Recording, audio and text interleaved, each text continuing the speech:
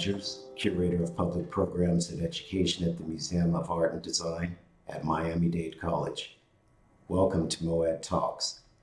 In this program, artist Manuel Prados dialogues with Professor George Yúdice about a broad range of aesthetic and philosophical issues pertaining to the extraction of resources from the earth and the materiality of art and its production. Enjoy the talk. Well, good morning. My name is George Yúdice, and I teach in the Department of Modern Languages and Literatures at the University of Miami. I would like to thank Rina Carvajal, Director of the Museum of Art and Design at Miami-Dade College, and Paul Rogers for this invitation and opportunity to have this conversation with artist Manuel Prados. I conduct research on projects, art and otherwise, that bring people of different backgrounds who collaborate across their differences to determine what issues to engage and how to work on them. This is a topic of my book in progress, Interaction of Ways of Knowing and Doing. I also conduct research on cultural policy and management across the Americas and Europe. With regard to my approach to art and collaborative projects, I am at heart a Deleuzian, that is, reference to Gilles Deleuze, which means in my case that I'm interested in how these projects are articulated in assemblages that range from the human to the mineral to the environmental and even the extraterrestrial. This will become evident toward the end of this conversation with Manuel. I am also interested in how these assemblages enable imagining a decoloniality that draws on the cosmologies of ancestral peoples, but also via technologies new and old, offer ways of being not beholden to our orthopedics of body, identity, nation, or even the planetary. Manuel? Hi, George. Also, thank you very much to Rina Carvajal and Paul Rogers for the invitation. And thank you, George, for all this work we've been doing together. I'm Manuel Prados. I'm an artist from Spain, from Seville. I'm based now in Madrid, and I'm part of the team of Medialab Prado, which is what we call Citizens Laboratory. Well, my practice, as an artist, is a research practice, and I consider most of my artworks are as essays. I try to always collaborate with people from different fields. Also, yes, collaborative work is important for me. I'm not very interested in producing objects as an artist, so sometimes this the creation of objects comes to at the end, at the last stage of the creative process. Yes, I'm also a cultural producer, and I do not really differentiate too much my work as an artist from my work as a producer. I think both are very similar somehow. Very well. So let me say something about our conversation. Manuel Prados and I proposed to MOAD a conversation about the materiality of art in the context of the Body Electric exhibition. I originally became interested in Manuel's work while conducting research for the book that I mentioned before, Interaction of Ways of Knowing and Doing. Manuel was and still is a mediator and artist/researcher with the Medialab Prado in Madrid, which is one of the case studies in the book. I interviewed him about his work in 2019, and he showed me videos of the series, The Languages of Art at the Limits of Their Perception, which took the shape, on the one hand, of an exploration of the limits of sense perception through proposals, prototypes, and experiences designed by artists. And on the other hand, It also took shape as a debate between artists and scientists on how these limits could be transcended. Several things attracted me to this project. In the first place, as a Deleuzian, that is someone interested in Gilles Deleuze's work, I was intrigued by the way in which Manuel and his collaborators worked with the materiality of sense perception. Secondly, Manuel's approach to artistic practice in collaborative workshops, something which also characterizes others who carry out projects at the Media Lab Prado. This collaborative practice moved away from spectatorship and focused more on experience. And thirdly, the interdisciplinarity of these collaborative experiments, for example, involving scientists, anthropologists, geologists, and others.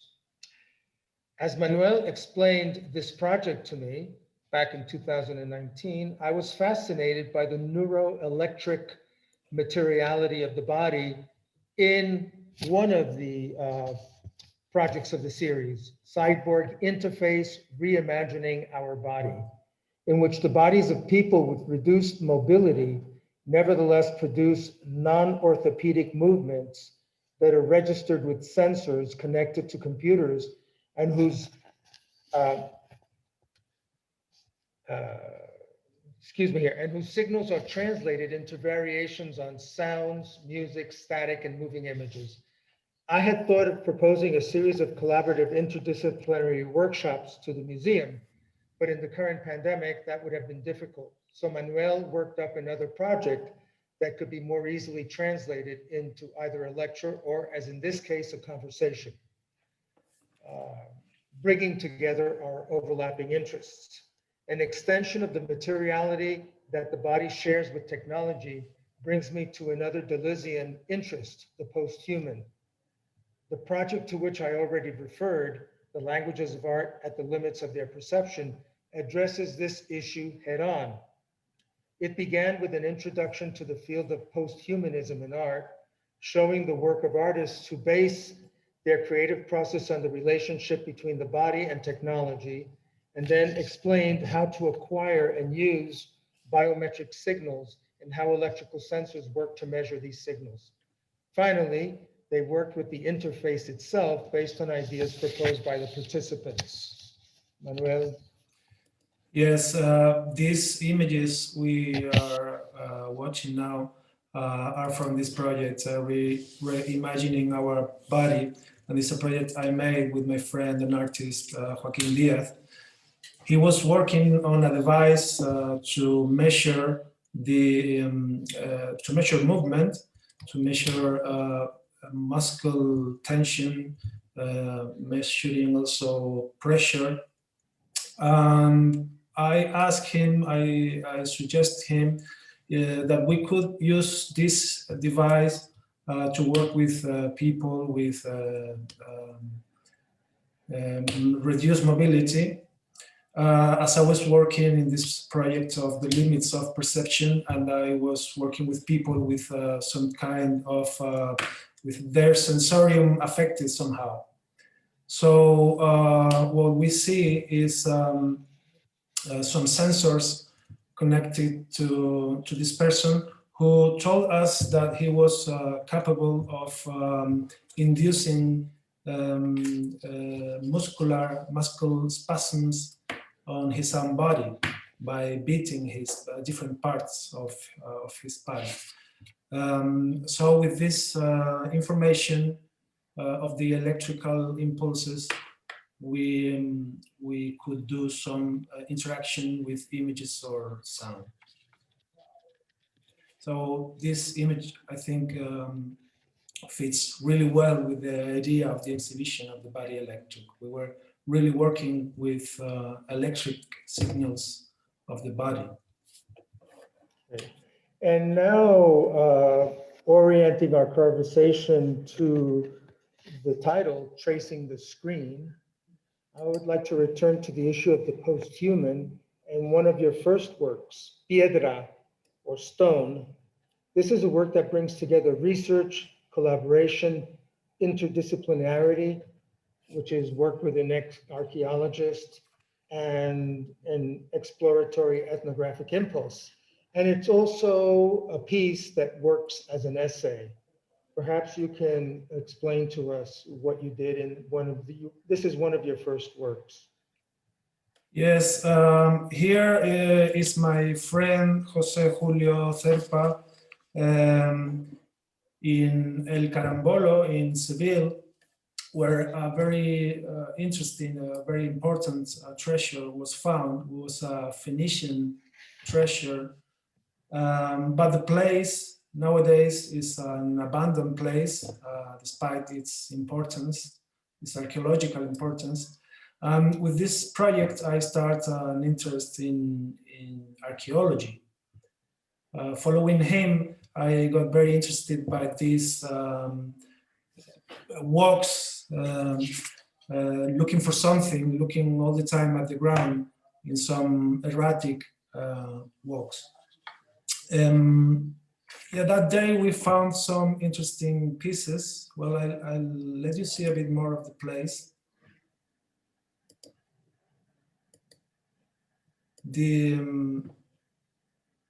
Yeah, it's outside the city in a little mountain. And let's go to my website. Let me show you some photographs of pieces we found that day.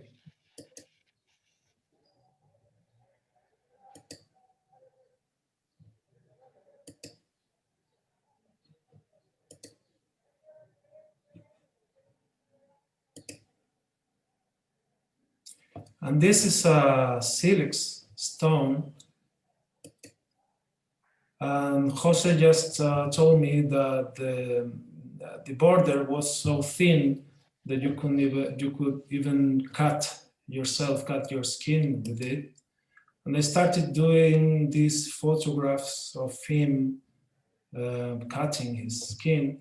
And this image became so powerful for me because I saw some sort of connection between one of the oldest technologies, which was this lithic technology, stone technology, based on the craft of silex.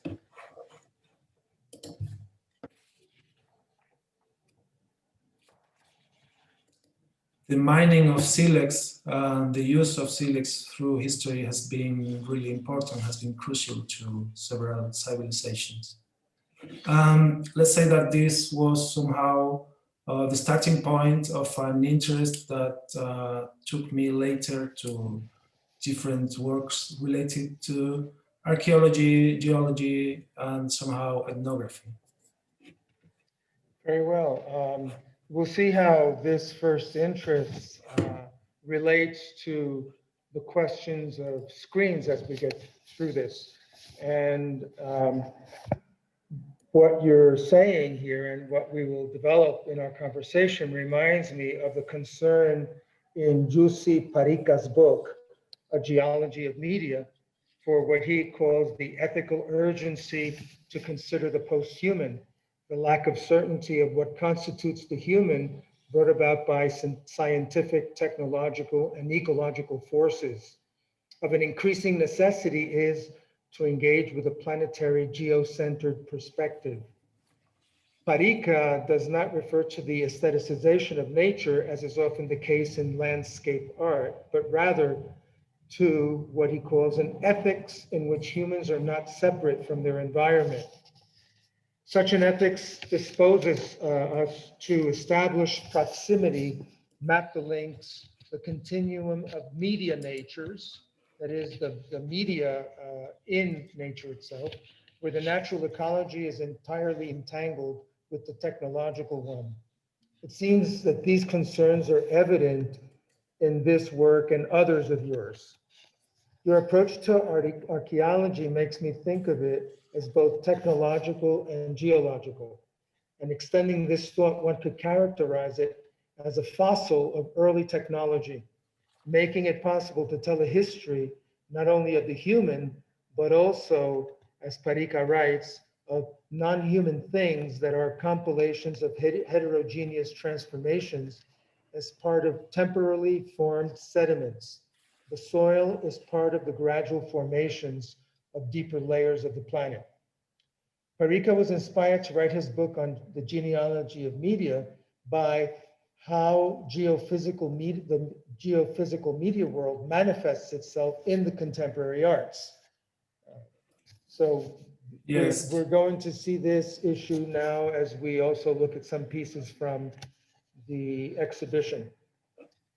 Yes, this piece by Wolf Bostel is in the Body Electric exhibition right now.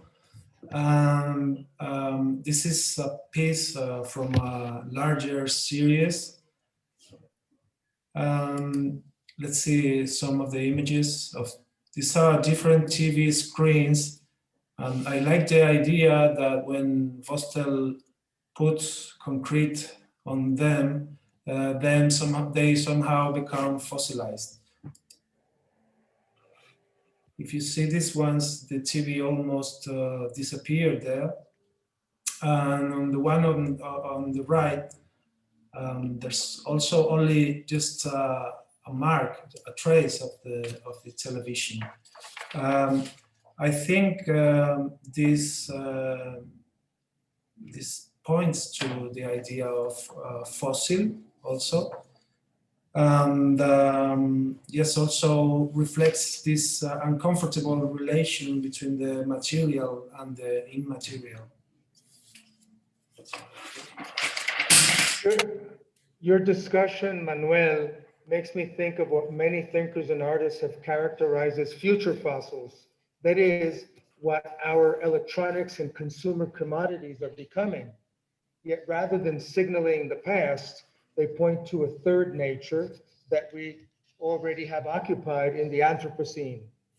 We can imagine, as Parika writes, the other geophysical memories we will leave behind for the future archaeologists of media and environmental catastrophe. We need to address how fossils, whether of humans, dinosaurs, or indeed electronics, infuse with the archaic levels of the earth in terms of their electronic waste load and represent a third nature overlapped and entangled with the first and the second.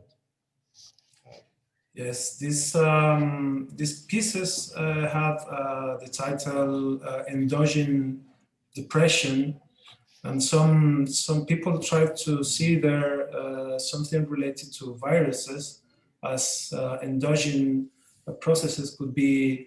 Endogenous refers to anything that is inside. There's also this word is also used in geology for to refer to phenomena that happens inside the earth. But some people try to see here a relation with viruses. They do endogenous processes.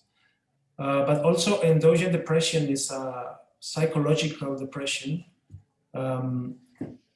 that has its causes inside of the person. It's not that you have problems from outside and they affect you, but that you have there are inner causes for this.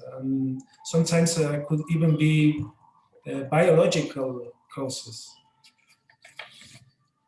Yes, and those effects, which are psychological and emotional, of televisuality, as the viral effects of the media, remind me of David Cronenberg's 1983 film Videodrome.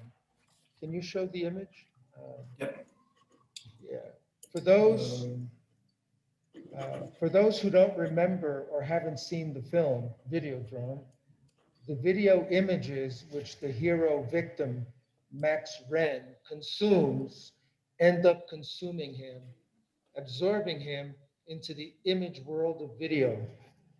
As head of a small TV station in search for seductive programming, he views a pirated snuff movie, which unbeknownst to him, inoculates him with electronic frequencies that produce a brain tumor that takes control of the body and mind.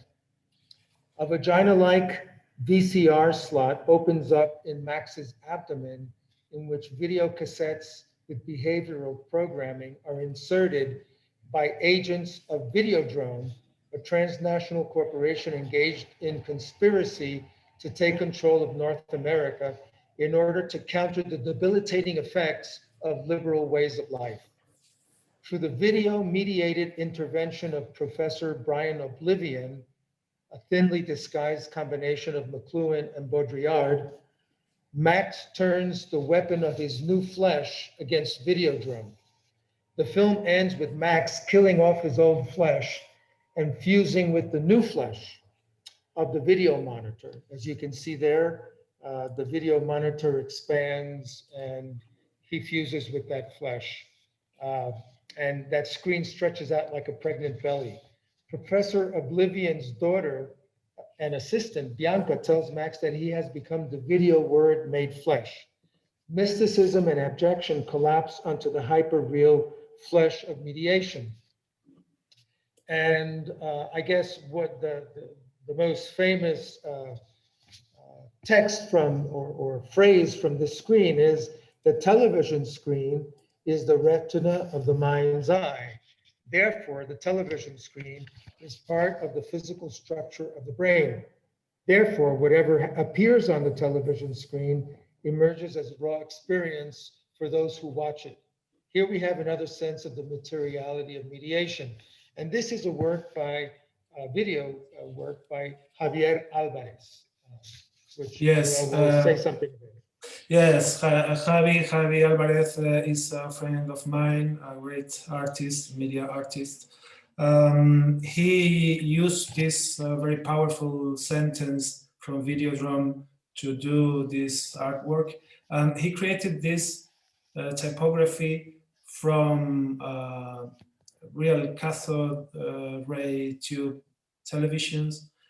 He presented them, as you see now in the screen, in different TV screens. I was in a conversation with him recently, and he was a bit worried because he doesn't know if he will be able to present this piece in the future, as this kind of TVs are disappearing. He collects lots of different gadgets, objects, computers, video games from the 80s, yes, the last 30 years.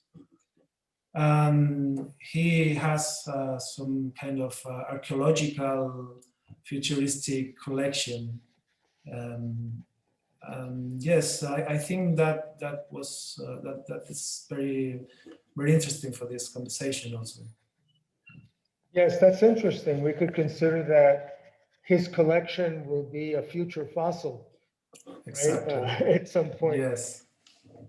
Now, referring to this question of the use of the television as an actual material, right? An interesting aspect of the body electric is that many of the works, unlike Fostel's, which literally uses the TV as a material, in the body electric, most of the works are presented on screens that represent other materialities, such as those of the body, but do not deal with the materiality of their own mediation. In this regard, we could ask the question, what is the materiality of screen mediation? One way of looking at this, following Sean Cubitt, is to practice an alternate archaeology by opening up the technological gadget, the screen, and the system. In what ways do you, Manuel, understand the materiality of the screen with which so many artists work nowadays? Yes, for me, it's important to point this question of where do things come from?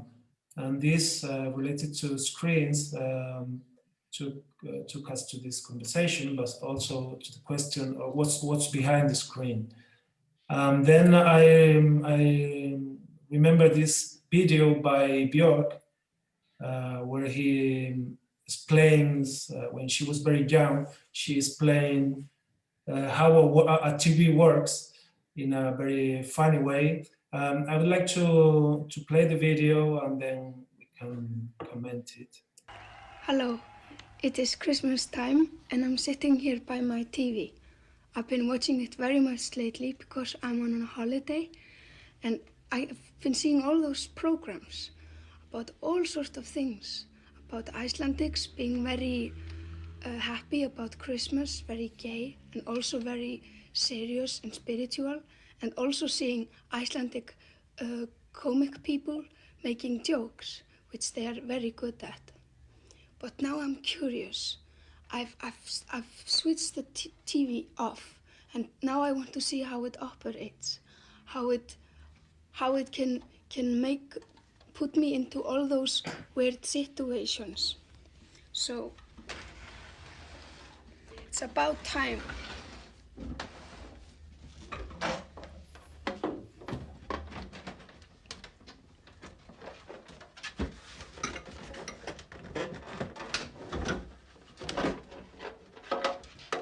See.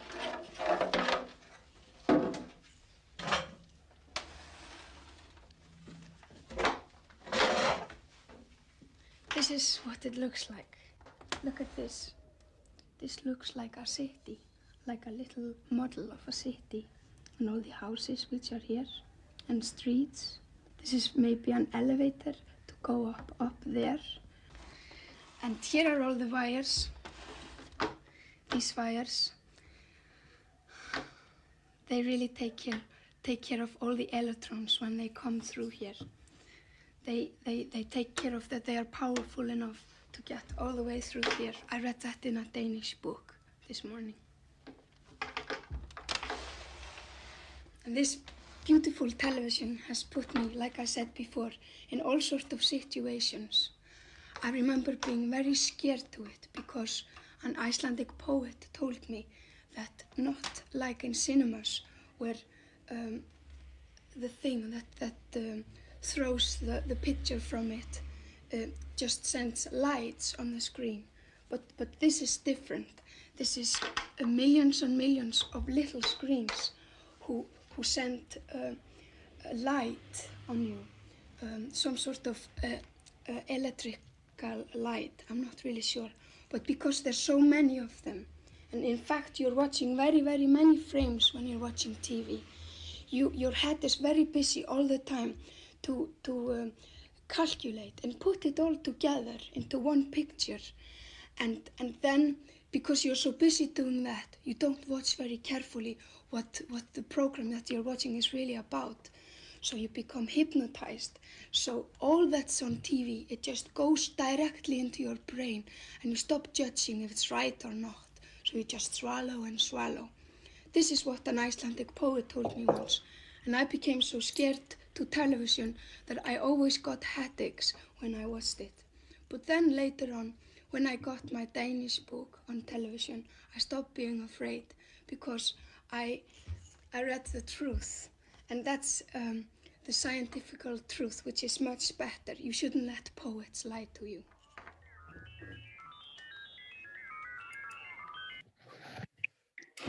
Well, I really love this video, how Björk presents what's inside the television.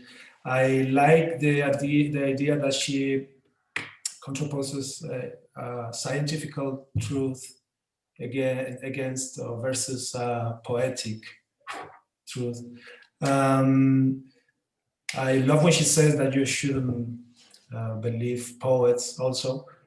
But it also makes us see that we don't need what is really behind our screens. We don't really know the whole process that implies to have those materials there, and we don't know the technical functioning, how it really works.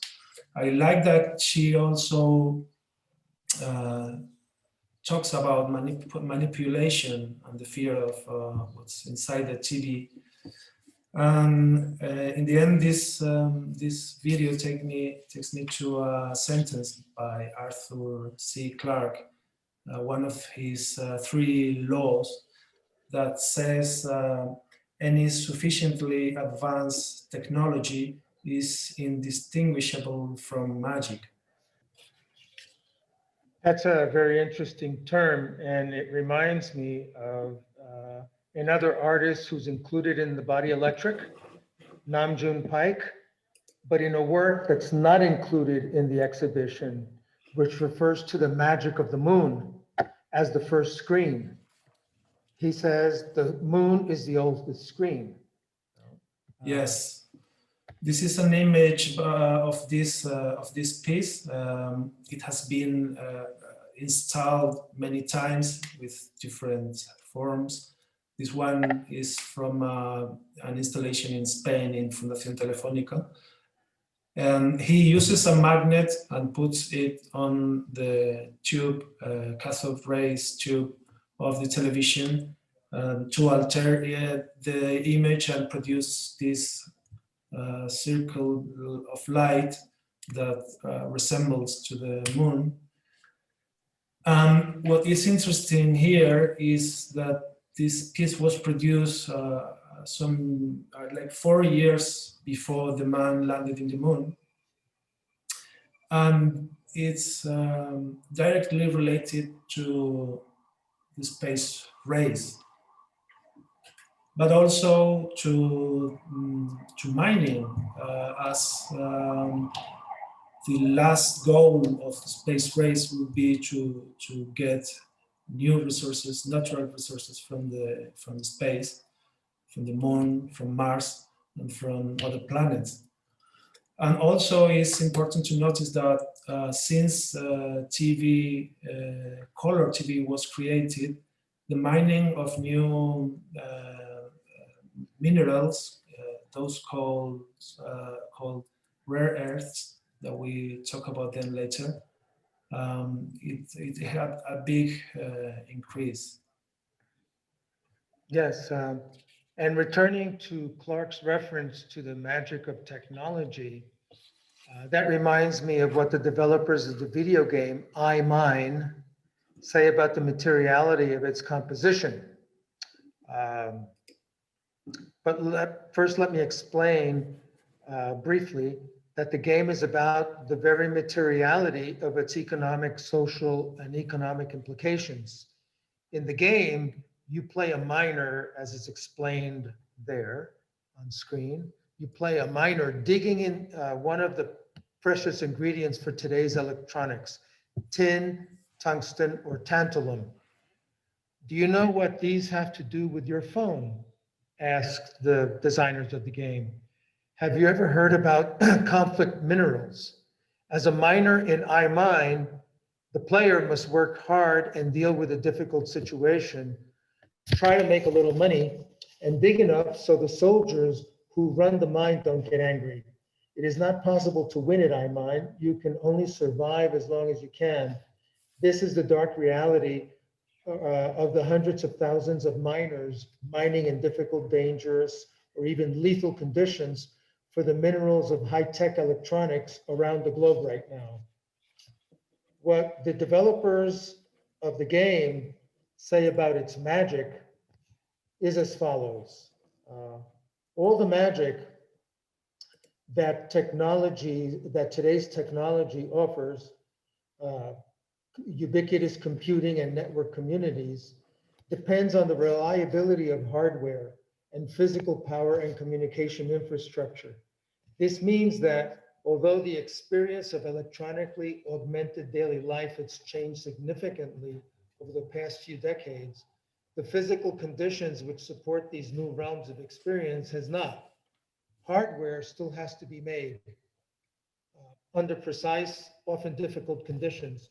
And hardware is made from materials which all started out at one point in the earth. The closer we get to the origin of the materials of digital technology, the more difficult the conditions often are. Yes, this is very interesting when they state that every hardware is made from materials from Earth. The color television appeared in the 50s.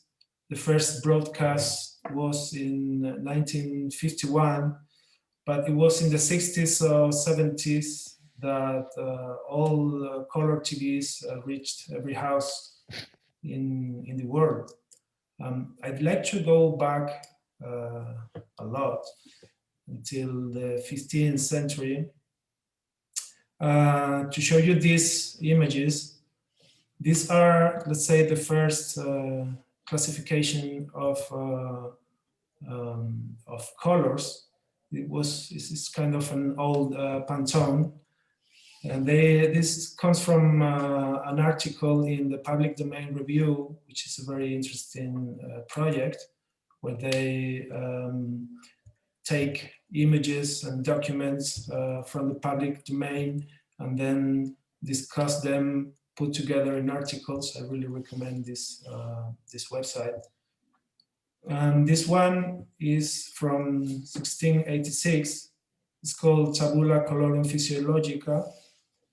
And it also connected me to this kind of books about minerals,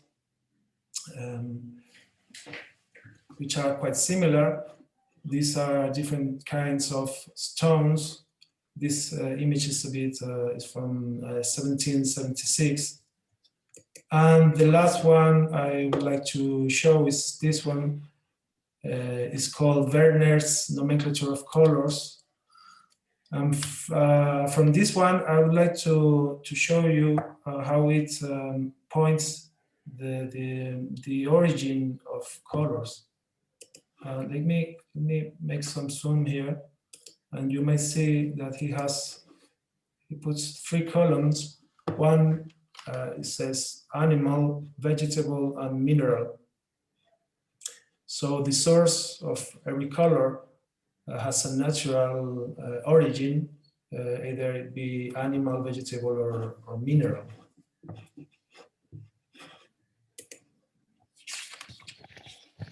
This is very interesting because we're now dealing with some of the sources of what eventually becomes screen technology, right? So when Bjork asked the questions, what's behind the screen? It's also, what are the materials that make possible seeing the images and seeing the images in color? In a recent article in Wired magazine, Adam Rogers, author of Full Spectrum, How the Science of Color Made Us Modern, examines how Pixar, the company that produced the extraordinary colors of such films as WALL-E, Coco, and Soul, the new color technologies currently pioneered by Pixar, he writes, will test the limits of human color perception and maybe even extend them. A neuroscientist who works with the company seeks not only to trigger autonomic responses, as has been the practice in conventional film, whether color or sound, in conventional film, color and sound, but to trick how the color seeing brain, to trick the brain that sees color and takes control of it. He concludes, Adam Rogers in this article from Wired, it would be a function of pure cognition, different for every viewer, existing only in the mind, then fading into nothingness. But of course, the ability to produce these effects is dependent on rare earth elements like yttrium, europium, terbium, cerium, gadolinium, and neodymium, the vast majority of which are from China, to provide blue, green, red, and yellow phosphors for the color displays on the screen. This leads me to ask other questions that extend Bjork's questions, which is what's behind the screen, to a question of extractivism, which enables getting these elements as well as others that are also mined in other countries. And I know that you, Manuel, have explored this question of extractivism in art projects. Yes, the first reference of an artist talking about this complex relation between nature and industry for me was Yvonne Aramberri, who has this series called Política Hidráulica. In this kind of multi-screen presentation, which are frames of water dams in Spain, he made aerial photographs of many different water dams in Spain. He's talking not only about the relation of industry and nature and how we change landscape and all that, but also about the relation between power and how power transforms nature. In Spain, the water dams commonly remind us to the Franco dictator era. Anybody can tell you that Franco did many water dams, and they say he was good for that. There's another piece that it was very interesting for me, which is by Alice Kreischer and Andreas Sigman. They work around the mining of coltan, this very precious mineral from Congo, and how it affected politically to the country and the people there. They use the isotype, which is international system of typographic picture education, which was invented by Arndt and Neurath. You can see maybe those icons there. They use it to represent, to try to explain this situation iconographically. And now they are conducting a much bigger research called Principio Potosí, which includes a lot of different artists and thinkers from all over the world, for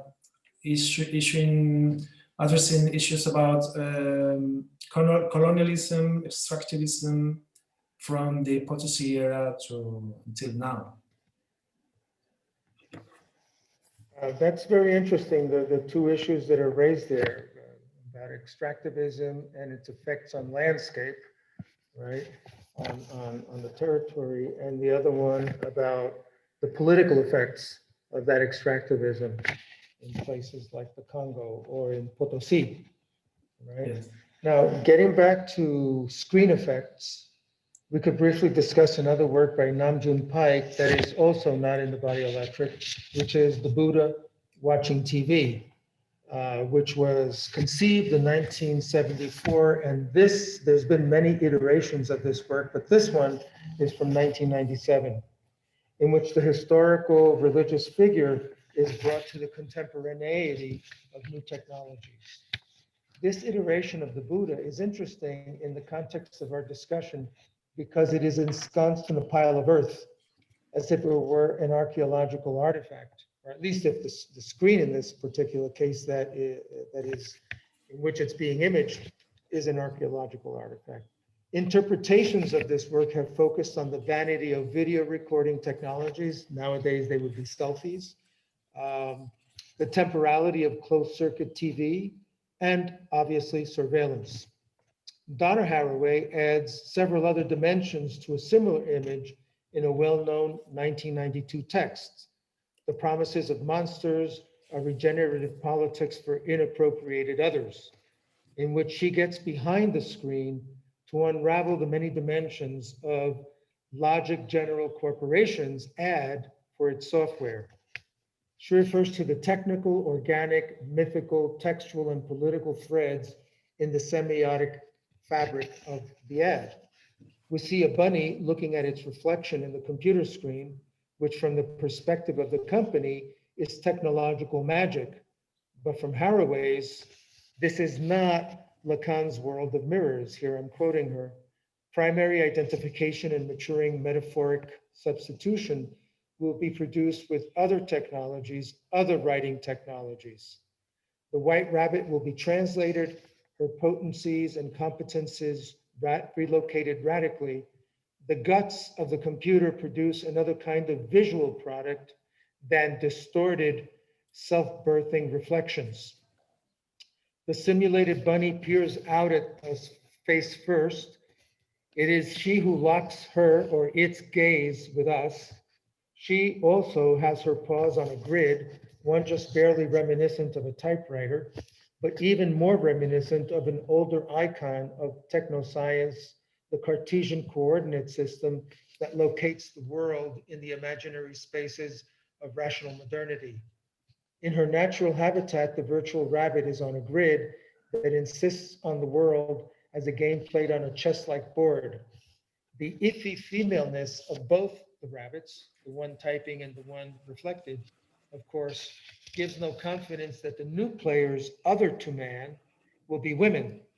More likely, the rabbit that is interpolated in the world in this non-mirror stage, this diffracting moment of subject constitution, will be literate in a quite different grammar of gender. Both the rabbits here are cyborg compounds of the organic, technical, mythic, textual, and political, and they call us into a world in which we may not wish to take shape. The reproductive stakes in this text are future life forms and ways of life for humans and unhumans. That's the quote from Haraway's text. Haraway's reference to a different grammar of gender is not only of semiotic significance, it can be related to the gendered aspects of extractivism, data mining, and other issues that Manuel has explored in relation to various artists' work. Yes, in relation to this idea of gender, I've heard a lot about a relationship between extractivism and patriarchy. And I was wondering if there was any response from the feminist discourse to extractivism or to neo-extractivism. And I found some works by 4 Spanish artists. All of them are women. All of them are more or less the same age. They're from the same generation. And all the pieces were produced more or less in the same years. So I wanted to share them with you, and maybe we can comment them. The first one is called Rare Earth Elements from 2017. This is a work by Roussel Messeguer, and she is directly pointing here to the rare earth mining and its problems, extractivism, etc. But I like how she tries to work with the material itself, and she does these notebooks you see here with different textures, colors, using pigments, and I really like the materiality of this work. She also uses maps, cartographies, pieces of minerals, a table that I think that was brought by el Instituto Geominero Español. Yeah, here you see, let me see if, okay, wait a minute. Yeah, this is one of these notebooks. I like how she uses the aesthetics of geology in the presentation of the work. Another interesting artwork is 1 Year Live Strata by Maria Molina. During 1 year, she carried a camera with her, and the camera was taking a photograph every 30 seconds. So she got a huge amount of information. And I really like how she presented it, using also these aesthetics of geology. Maybe we can see a bit of her video.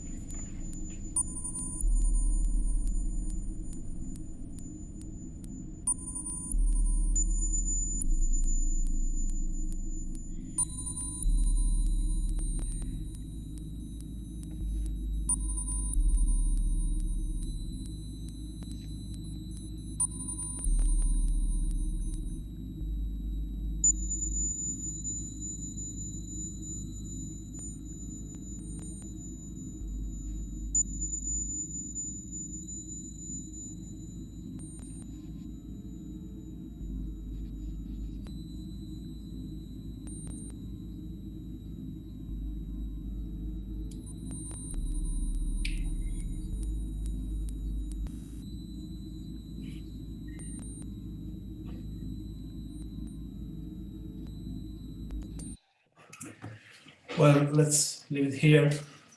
I like how she takes all this information, all these images, and she plays with these representations that come from the geological, from geology, like is sedimentation, stratification. We are referring here to what now we call data mining. And apart from this, she made a website where all her images, her photographs are in there. But when she does these representations, you cannot really see the images. The images are somehow protected. She keeps the privacy of her daily life by piling all the images, putting all of them together so that you can now see them. But also, she made another piece, which is this one. This was made in a 3D printer, and she put the only memory that she has with all the information inside this little sculpture. And she says that it will be able to be open in 60 years. So it became a kind of time capsule. I don't know if you wish to comment this piece, George? Sure. I mean, for me, one of the fascinating issues of this piece is that the images that she takes, right, are then processed as data that construct a geological stratum, right? She constructs geological strata, which is the reverse of what we see or what we get. I just got yesterday Google's timeline, which then tells me where I've been at every moment in the past month, right? Or Facebook that sends me an album of images and presenting me with this. But the origin of those images that are Google's and Facebook's actually come from a database, right? And so the materiality of those images that I'm seeing are the database. And here what we get in the case of Maria Molina is the reverse process. That is, those images which we would get in a year, like in 1 year life strata, are then transformed to make visible how there is a geological stratum of data in databases, right? So it's a very interesting twist on how we get imagery of our life, of our temporality from social media. Yes. Now she's working on a new piece called Terra Incognita, I think, and she will be working in Rio Tinto, which is in the south of Spain. They have mines there, iron mines that have been exploited during many years by English companies. And now is a very particular landscape where the living conditions are somehow extreme, and even they have scientists from NASA testing the conditions of this place as it could be similar to Mars. Now, I would like to show you this by Maria Garcia. We have to see it in her website. Let's go there. She also has a piece called Rare Earths. Her approach is a bit different. She made a video. She talks about a place in Spain, in La Mancha, called Campo de Montiel, where there might be rare earths. They were thinking in doing some exploitations there. But her approach is somehow more personal. She's an architect. She talks about landscape from a most poetic point of view. And maybe we can see the trailer, which is just 1 minute, where she talks about the horizon.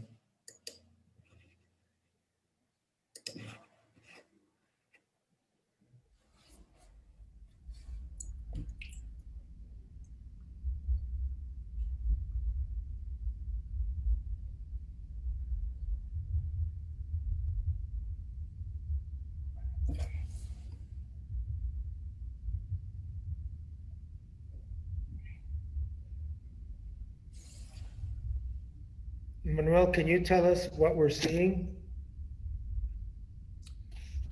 Well, we are not hearing her voice, are we? No. Okay. ¿Qué es el horizonte? Yes, here she is.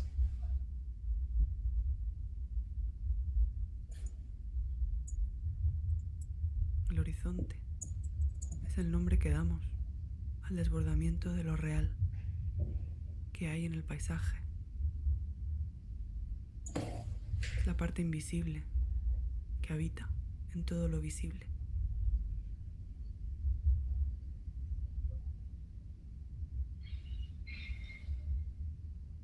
Es el pliegue incesante del mundo que hace de lo real un espacio inacabado.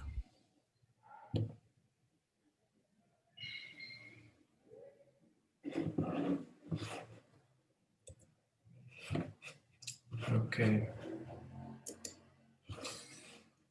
And to finish this series of works, the last one is by Elena Lavelles, which is called the Withdrawal Series. She also has a clear interest in extractivism, the processes, but she also focuses in the visual aspect of these materials. She plays with coal, with gold, different materials, and she has these very nice videos where she explores directly this material quality of these minerals. She also uses similar ways to present her work. You can see how she puts together books, stones, pieces of paper, representations of the land, etc.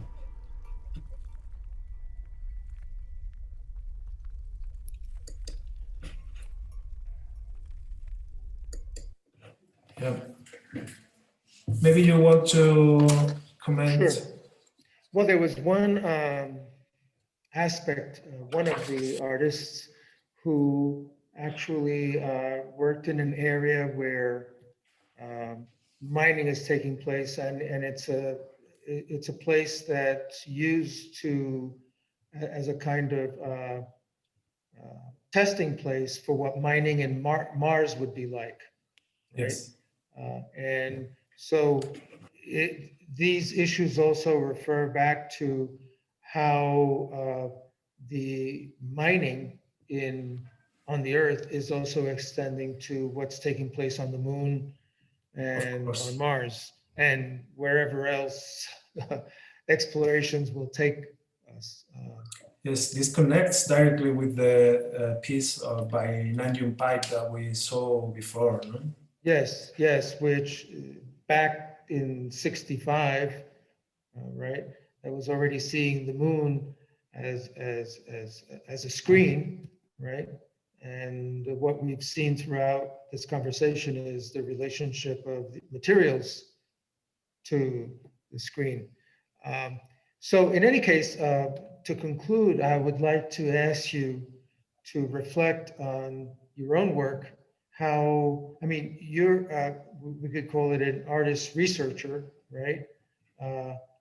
Who's less interested in the spectatorship of artwork than in the process, right? Which is collaborative and interdisciplinary. And perhaps you could reflect on that in one of the works that you've done that also is geological and has to do with images. You could tell us about that. Yes. The work I'd like to talk to you about, well, it's a project I did also with my friend Jose Julio Cerpa. It started when he sent me some pieces of obsidian from Mexico. And I played with those stones, and I got fascinated by the reflections on this stone. It's a volcanic glass. It's not a mineral. It's not as that. His structure is not that of a crystal, but it is glass. It reflects, and it also has very sharp edges. What you see here is 4 images I did using this stone, and they resemble somehow faces of strange characters. So I really had some fascination about the stone, so I decided to go to Mexico to find a place where this stone was mined. And I went to Jalisco, in the area of the Tequila Volcano, and there are some settlements around the volcano and some archaeological sites where you can still find traces of the history of mining of obsidian, and still they have some art craftsmen working this stone. So I decided to go there and work with archaeologists, with anthropologists, to go to the top of the volcano, and for me it was, I had this idea to do all the travel of the stone from the volcano to the museum. In this image, you can see how Murillo used this stone to paint a biblical image of Jesus Christ.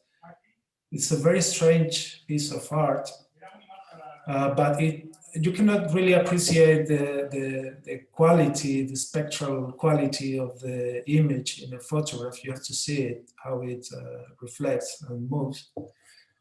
And also, I brought here this image, which is, well, there's a story about Moctezuma's end when he received some signals that told him that his empire was about to end. It was just before the Spanish conquerors came. And in the image in the center, you can see that there is a big bird, and they say that this bird had an obsidian mirror on his head where he saw his tragic destiny. Well, this idea of the obsidian mirror, this black mirror that could be used to see beyond. There are people saying that the mirror was used by pre-Hispanic cultures as a medium for shamans to contact with spirits or to see the future. There's also a piece in the British Museum, which is an obsidian mirror that they say it belonged to John Dee. Well, John Dee was a mathematician, astrologist, but basically he was an occultist, and he had a lot of magical objects, and between those objects he has this black mirror. His main interest was to talk with angels, and he had objects from different parts of the world. Well, the British Museum cannot ensure or explain how this mirror came to Britain to the time of Elizabeth I, and how this magician could have this mirror. It is true that there really were this traffic of objects between America and Europe. Some of these objects came to what they call Marvel's cabinets. No? But the origin of this mirror is not very certain. Jose Julio and I have serious doubts that this mirror really belonged to John Dee. But well, I use it as a sample, to do what they call experimental archaeology. What we tried to do was to see how could we fabricate or build this mirror nowadays. So this was part of the project. The project was a very long project, 4 years, and it has many parts, but one of them was to recreate a mirror like this.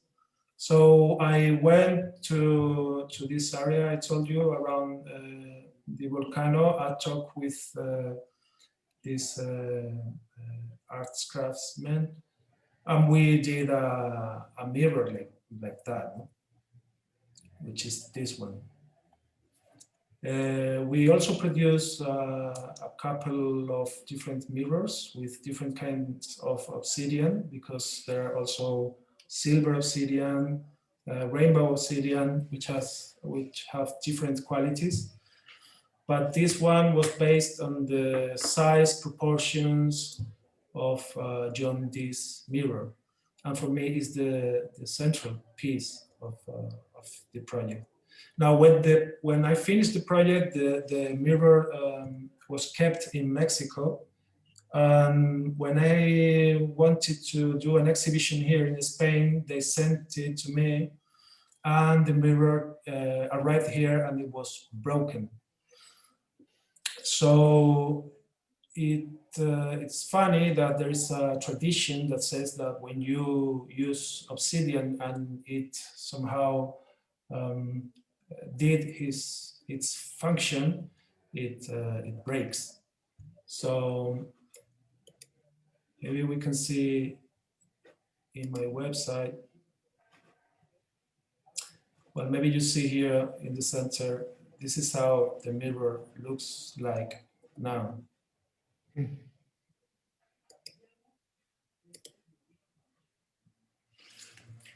Yeah, that's it. Very well. So in any case, we're concluding now, and it's evident from the flow of this conversation that the way in which you work is through research, right? Exploring a set of issues that you bring to bear in your own creation of objects, but the objects are not necessarily really the end point. It's the process, right, of what you unveil in getting behind in this particular case, and what we've been talking about, in a sense, the geology and the materiality of what there is in image production, which is clear also in the case of the Obsidian. In any case, I would like to thank you, Manuel, for this opportunity to have this discussion with you, and also the Museum of Art and Design, Rina Carvajal and Paul Rogers. Thanks a lot. Yes, thank you very much, George, Rina, Paul, and bye-bye.